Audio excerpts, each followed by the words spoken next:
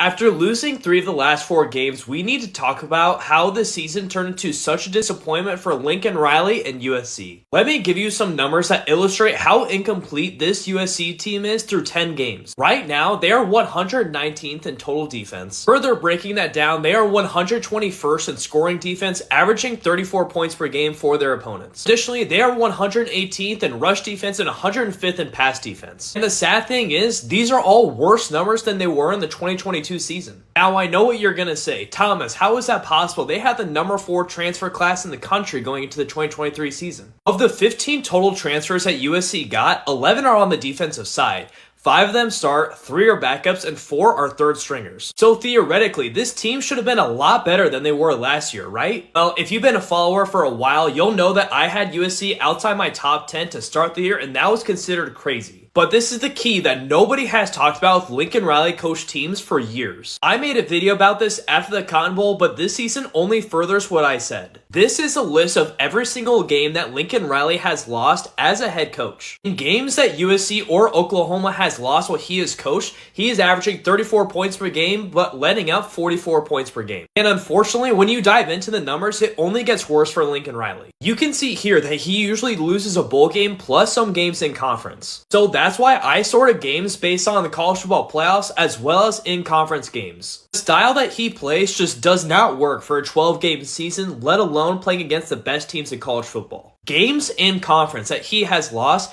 he is averaging 33 points per game while giving up 40 points per game and losing by an average of a touchdown. In his 3 games in the college football playoffs, he is scoring 36 points per game, letting up 54, and losing by an average of 17 or 3 scores. The reason I was not high on USC coming into this year, even in Lincoln Riley's second year, all these transfers coming in, Caleb Williams, is his style of play just does not work. You have to have a top 50 defense to be a top 10, let alone top 5 team in this league. And if you don't, you can expect at least 2 or 3 losses every single year. The great thing about college football is you can have all the pros in the world, but if you do not play a complementary style of football, you will not win at all. Now, I know this was a long video, but if you have any questions or anything you want me to go over, make sure to put it in the comments and I will respond to it.